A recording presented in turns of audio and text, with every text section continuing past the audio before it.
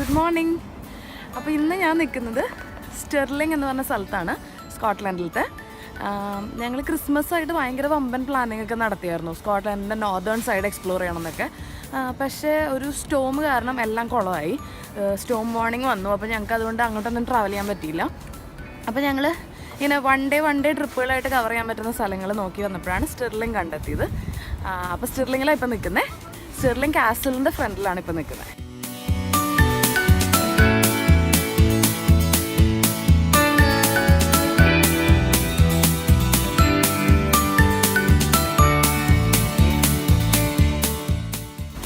ഇന്ന് എന്തായാലും ക്ലൈമറ്റ് നോക്കുമ്പോൾ നല്ല ക്ലൈമറ്റാണ്. ഇന്നലെയൊക്കെ മൊത്തം മഴയായിരുന്നു, മഴയും കാറ്റും ഒക്കെ ആയിരുന്നു. ഇന്ന് ക്ലൈമറ്റ് എന്തായാലും നല്ല ക്ലൈമറ്റാണ്. സൂര്യനെ കാണാൻ പറ്റുന്നുണ്ട് അറ്റ്ലീസ്റ്റ്. പക്ഷെ തണുപ്പൊക്കെ നല്ല തണുപ്പുണ്ട്.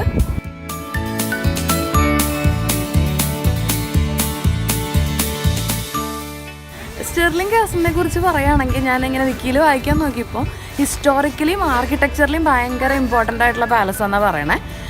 കുറേ യുദ്ധങ്ങളും കുറേ കിങ്സിൻ്റെ ക്രൗണിങ്ങും ഒക്കെ നടന്നിട്ടുള്ളൊരു പാലസാണെന്ന്. പിന്നെ എന്താ വെച്ചിട്ടുണ്ടെങ്കിൽ ഈ പാലസ് ഇതെല്ലാ കുന്നിൻ്റെ പുറത്തുമാണല്ലോ ഒരു പാലസ് വയ്ക്കുക. അപ്പോൾ ഇതൊരു വലിയ ഹില്ലിൻ്റെ പുറത്താണ്. അപ്പോൾ ഹില്ലിൻ്റെ 3 സൈഡിലും ഇങ്ങനെ ഭയങ്കര കുഴികളാണ്. അതുകൊണ്ട് തന്നെ ഭയങ്കര സ്ട്രാറ്റജിക്കലി ഭയങ്കര ഇങ്ങനെ ഡിഫെൻസീവ് അങ്ങനത്തെ യുദ്ധങ്ങളൊക്കെ വരുമ്പോൾ അങ്ങനത്തെ ഒരു പാലസ് ആയിരുന്നു ഇതെന്നാണ് പറയുന്നത്.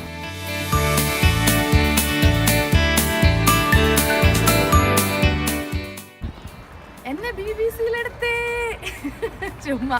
ഇവിടെ BBC സ്കോട്ട്ലൻഡിൻ്റെ എന്തോ ഷൂട്ടിങ് നടക്കുന്നുണ്ട്. അപ്പോൾ ഞാൻ ചുമ്മാ ഓസിൽ ഒരു ഫോട്ടോ ചെയ്യാൻ നോക്കിയതാണ്.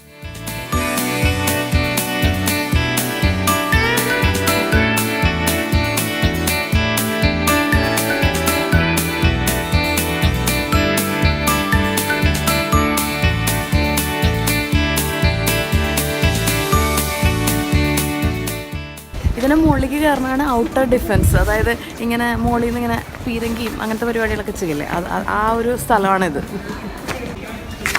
ടിക്കറ്റ്സ് കിട്ടി. ഇനി കാസലിൻ്റെ ഉള്ളിലോട്ട്.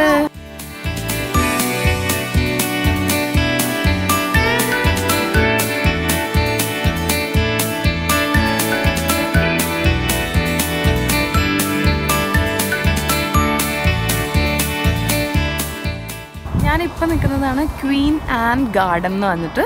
അപ്പോൾ ഇവിടെ നിന്ന് കാസലിൻ്റെ കുറച്ചുകൂടെ നല്ലൊരു വ്യൂവും കാണാൻ പറ്റും. ഇവിടെ നിന്ന് പുറത്തോട്ട് നോക്കിയിട്ടുണ്ടെങ്കിൽ ഈ സ്റ്റെർലിംഗ് സിറ്റിയുടെ ഒരു അമേസിങ് വ്യൂ. ഈ കാസലിൻ്റെ മുകളിൽ പറക്കണത് ഇംഗ്ലണ്ടിൻ്റെ ഫ്ലാഗ്. അത് എന്താണാവോ? ഇത് സ്കോട്ട്ലൻഡ് അല്ലേ?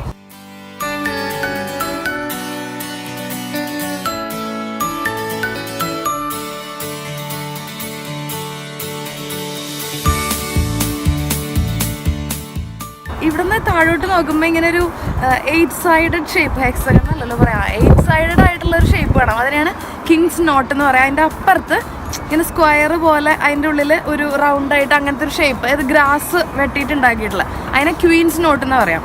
അപ്പോൾ ഈ കിങ്സ് നോട്ടും ക്വീൻസ് നോട്ടൊക്കെ ഉണ്ടാക്കിയത് ഇവിടെ ചാൾസ് ഫസ്റ്റിൻ്റെ മറ്റേ കിരീടധാരണ ചടങ്ങുകൾക്ക് വേണ്ടിയിട്ടാണ് അത് ഉണ്ടാക്കിയെന്നാണ് പറയുന്നത്. പിന്നെ അതിൻ്റെ അപ്പുറത്ത് ഒരു ഗോൾഫ് കോഴ്സും കാണാൻ പറ്റും നിങ്ങൾക്ക്. അപ്പോൾ അത് പണ്ടത്തെ ഒരു എന്താ പറയുക, ഇവിടെ കിങ്ങൊക്കെ പോയിട്ട് അവിടെ ഹണ്ട് ചെയ്യണ ഒരു സ്ഥലമായിരുന്നു എന്ന്.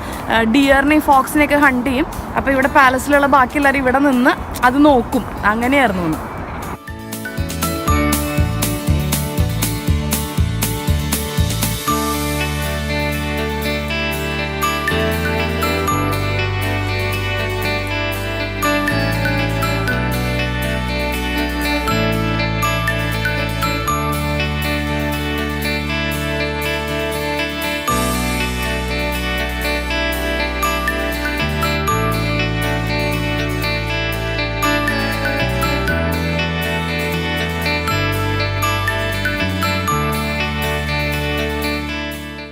ഈ കാസിൽ 1200s ആ സമയത്ത് എന്തോ ബിൽഡ് ചെയ്തിട്ടില്ല. പക്ഷെ ഇപ്പോഴുള്ള ഭാഗങ്ങളൊക്കെ 1400s ആ സമയത്തൊക്കെ ഉള്ളതാണെന്നാണ് പറയണേ. അപ്പോൾ ഞാൻ ആലോചിക്കുകയായിരുന്നു, ഇത്ര വന്ന കല്ലുകളുകൊണ്ടാണ് പണിതേക്കണേ. അപ്പം ആ ഒരു സമയത്ത് ഇപ്പോഴുള്ള പോലത്തെ ടെക്നോളജി ഒന്നും ഇല്ലാത്ത സമയത്ത് ആൾക്കാർ ചുമന്ന് കയറ്റി ഉണ്ടാക്കിയിട്ടുള്ള കാസലുകൾ അതൊക്കെ കരിങ്കല്ല്.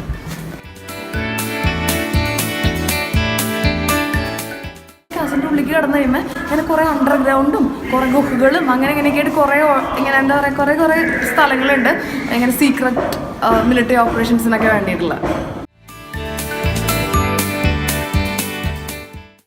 അപ്പോൾ അന്നുണ്ടായിരുന്ന കിങ്ങിൻ്റെയും ക്യൂവിൻ്റെയും ഒരു ഫാഷൻ ഒരു വോൾട്ടിലേക്കാണ് വന്നേക്കണേ. അപ്പം അങ്ങനത്തെ കുറേ കാര്യങ്ങൾ. അപ്പോൾ ഞാനിപ്പം ഈ തുറന്നു നോക്കിയതൊക്കെ അന്ന് യൂസ് ചെയ്തിരുന്ന ഓരോ ടൈപ്പ് ഓഫ് പെർഫ്യൂംസിൻ്റെ മണം അവരോട് വെച്ചേക്കണത്. അപ്പോൾ നമുക്കിവിടെ സ്മെല്ല് ചെയ്ത് നോക്കാം. പിന്നെ ഇങ്ങനെ അപ്പോഴത്തെ കുറേ ഇൻട്രസ്റ്റിംഗ് ഫാക്ട്, അതായത് അപ്പം ഉണ്ടായിരുന്ന കിങ്ങിന് ഡ്രസ്സുമ്പോൾ നിറയെ ബട്ടൺസ് ഒക്കെ വെക്കണത് ഭയങ്കര ഇഷ്ടമായിരുന്നു. അപ്പോൾ അയാൾ ഫ്രാൻസിൽ പോയി വന്നപ്പോൾ കുറേ 40,000 ഗോൾഡ് ബട്ടൺസ് ഒക്കെ വാങ്ങിയിട്ട് വന്നു അയാൾ ഡ്രസ്സിൽ ഫിറ്റ് ചെയ്യാനായിട്ട്. അപ്പോൾ അന്നത്തെ ഫാഷൻ, പെർഫ്യൂം, ഡ്രസ്സിൻ്റെ സ്റ്റൈലുകൾ അതൊക്കെയാണ് ഇവിടെ കുറേ ഡ്രസ്സും കുറേ ഹെഡ് ഡ്രസ്സസൊക്കെ ട്രൈ ചെയ്യാൻ വെച്ചിട്ടുണ്ട്. അപ്പോൾ ഞാൻ ക്വീനിൻ്റെ ഒരു ഹെഡ് ഡ്രസ്സ് ട്രൈ ചെയ്ത് നോക്കിയത്. എങ്ങനെയുണ്ട്?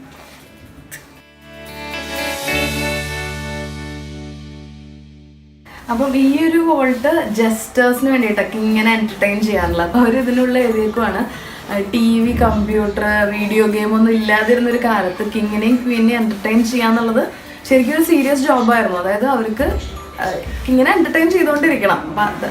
Gestures meant to be doing that. അപ്പം അന്നത്തെ കാലത്ത് ജസ്റ്റേഴ്സ് ഇട്ടിരുന്ന ഡ്രസ്സുകൾ അങ്ങനത്തെയൊക്കെയാണ് ഇതിനകത്ത്.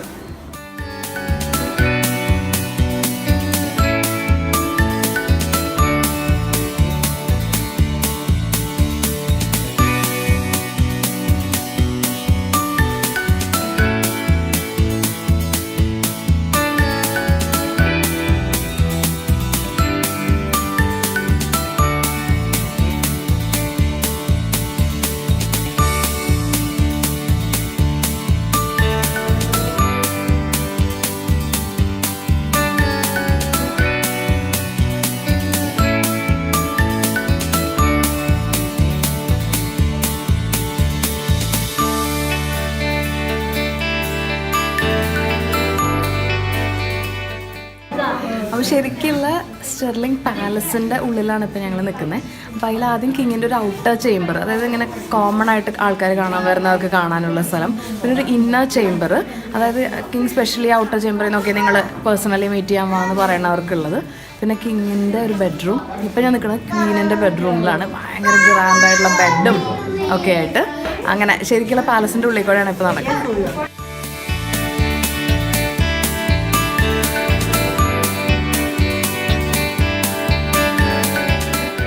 For Mary, Queen of Scots, or her father before her, King James V, who built this palace, then like their royal shield, I would be wearing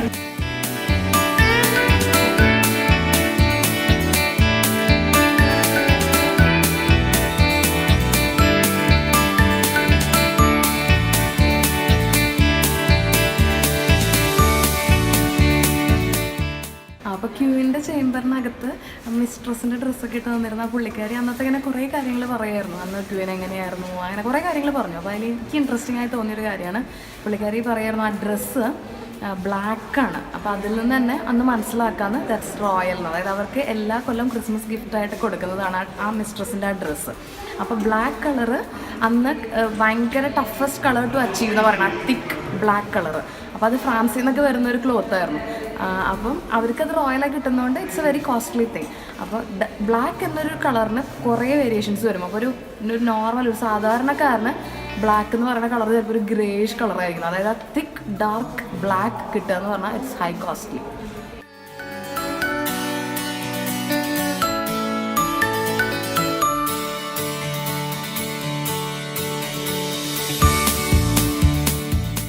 chapel റോയലിൻ്റെ ഉള്ളിലാണ് ഞാനിപ്പോൾ നിൽക്കുന്നത്.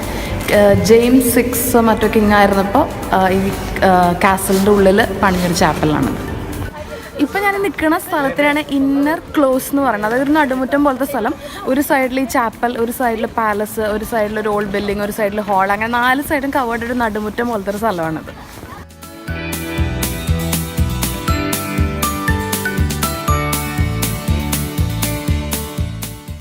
പെണ്ണ് പറഞ്ഞ ഒരു കാര്യം കൂടെ എനിക്ക് ഓർമ്മ വന്നത്, അതായത് ഈ പാലസിൽ വർക്ക് ചെയ്യണമെങ്കിൽ മിനിമം 3 ഭാഷ അറിയണമായിരുന്നു എന്ന്. ഏതൊക്കെയായിരുന്നു?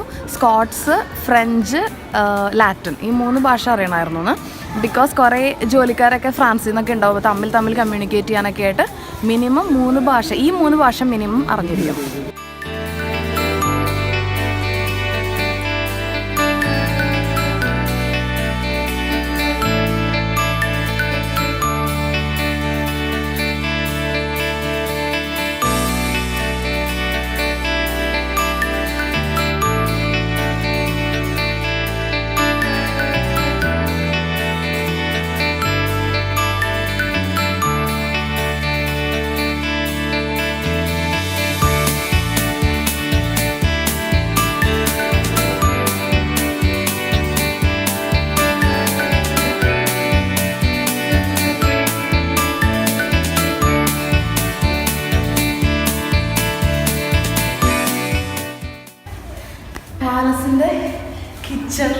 ഇതിനകത്ത് നിൽക്കുന്നത് 2 ഫയർ പ്ലേസിൻ്റെ വലുപ്പം കണ്ടില്ലേ, ഈ പറയും പോകുന്ന 2 ഫയർ പ്ലേസ്.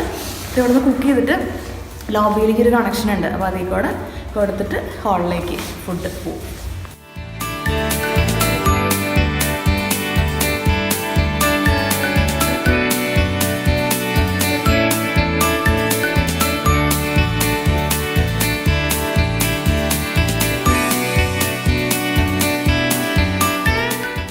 കിച്ചണിൽ 2 മെയിൻ കാര്യങ്ങളാണ് എനിക്ക് പറയാൻ തോന്നിയത്. ഒന്ന്, ഈ കിങ്ങും ക്വീനൊക്കെ ഇടയ്ക്കിടയ്ക്ക് അവർക്ക് ഇങ്ങനെ കുറേ പാലസും കാസലുകളൊക്കെ ഉണ്ടാവുമല്ലോ. അപ്പോൾ അവരിങ്ങനെ ഇടയ്ക്കിടയ്ക്ക് മാറിക്കളിക്കും. അപ്പോൾ അങ്ങനെ മാറുമ്പോൾ full kitchen along with all the പാത്രങ്ങൾ, ബേക്കിങ്ങിന് യൂസ് ചെയ്യുന്ന സാധനങ്ങൾ എല്ലാം അവരങ്ങനെ ഷിഫ്റ്റ് ചെയ്യുന്നു. അപ്പം ആ പാലസിൽ താമസിക്കുന്നവർക്ക് ജീവിക്കാൻ വേണ്ട ബെയർ മിനിമം തിങ്സ് മാത്രം അവിടെ ഇട്ടിട്ട് ബാക്കി എല്ലാ സാധനങ്ങളും അവർ മൂവ് ചെയ്യുന്ന പാലസിലോട്ട് കൊണ്ടുപോകുന്നു. അതാണ് ഒരു കാര്യം. രണ്ടാമത്തെ കാര്യം, ഈ ഫുഡിന് ഒരു ചെയിൻ ഉണ്ടായിരുന്നു. ഐ മീൻ ആ റാങ്കിങ് അനുസരിച്ച്, അതായത് ആദ്യം കിങ്ങും ക്വീനും ആയിരിക്കും കഴിക്കുക, അത് കഴിഞ്ഞ് അവരുടെ നെക്സ്റ്റ് നിൽക്കുന്ന ആൾക്കാർ, ഈ കോർട്ടിലുള്ളവരൊക്കെ, അത് കഴിഞ്ഞ് നെക്സ്റ്റ് ഒഫീഷ്യൽസ്, അങ്ങനെ ഏറ്റവും അവസാനം കഴിക്കുന്ന, അതായത് ഏറ്റവും ബാക്കി വരുന്ന അവശിഷ്ടം കഴിക്കുന്നതാണ് ഫുഡ് ഉണ്ടാക്കുന്നവർക്കാണ് ഏറ്റവും ലാസ്റ്റ് കിട്ടുന്നത്.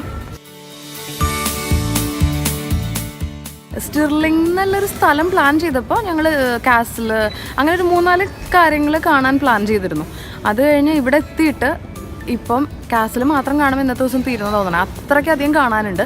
ഞങ്ങൾ ഓടിച്ചാടി കണ്ടിട്ട് ഇങ്ങനെ മ്യൂസിയം പോലത്തെയൊക്കെ ഞങ്ങൾ വിട്ടു. അങ്ങനത്തെ കണ്ടിട്ട് വരെ ഞങ്ങൾക്ക് എടുത്തു 3-4 hours. അപ്പോൾ ശരിക്കും ഹിസ്റ്ററിയൊക്കെ ഇഷ്ടപ്പെടുന്ന, ഇങ്ങനത്തെ കാണാൻ ഇഷ്ടപ്പെടുന്ന ഒരാൾക്ക് വന്നു കഴിഞ്ഞാൽ ഒരു ഫുൾ ഡേ കാണാനുള്ളതുണ്ട് ഈ കാസിൽ തന്നെ. ഇവിടെ അടുത്ത് തന്നെ ചർച്ച് ഓഫ് ഹോളി റൂഡ് എന്ന് പറഞ്ഞിട്ടൊരു ചേർച്ച് ഉണ്ടെന്ന് കേട്ടു. അതൊന്ന് കാണാൻ വെച്ചു.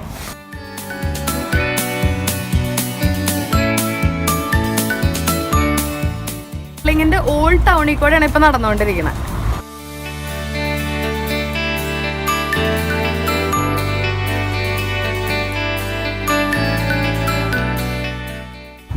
അപ്പം ഈ ചർച്ച് ഓഫ് ഹോളി റൂഡ് എന്ന് പറയുന്നത് ചർച്ച് ഓഫ് സ്കോട്ട്ലൻഡിൻ്റെ താഴെ വരുന്നൊരു ചേർച്ചാണ്.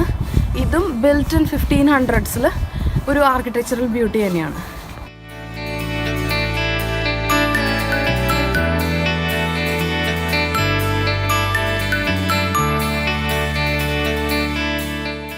ചേർച്ചിൻ്റെ സിമെട്രിയാണിത്. ഭയങ്കര മോണ്യുമെൻറ്റ്സ് ഒക്കെ പോലത്തെ വമ്പൻ ടൂം സ്റ്റോണുകൾ ഓരോന്നും.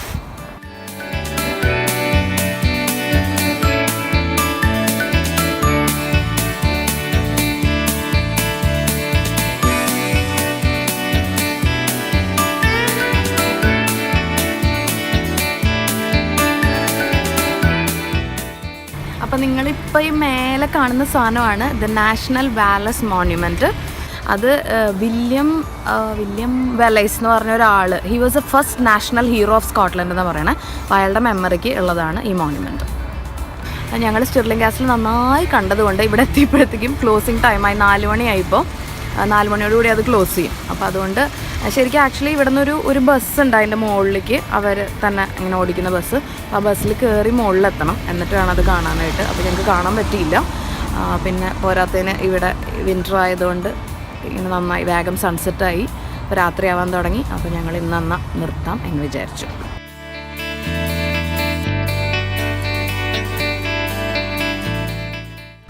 അപ്പോൾ വിൻ്റർ ആയതുകൊണ്ട് പെട്ടെന്ന് രാത്രിയാവാൻ തുടങ്ങി. അപ്പോൾ ഇന്നത്തെ കറക്കം ഞങ്ങൾ നിർത്തുവാണ്. സ്റ്റിർലിംഗ് അത്യാവശ്യം, സ്റ്റിർലിംഗ് എന്ന് പറയുമ്പോൾ പെട്ടെന്ന് വരുന്ന കാര്യങ്ങളൊക്കെ കാണാൻ പറ്റി. നല്ലൊരു ദിവസം സ്പെൻഡ് ചെയ്തു. നിങ്ങൾക്ക് എല്ലാവർക്കും ഒരു അടിപൊളി Christmas and new year season wish ചെയ്യുന്നു. And all of you stay blessed.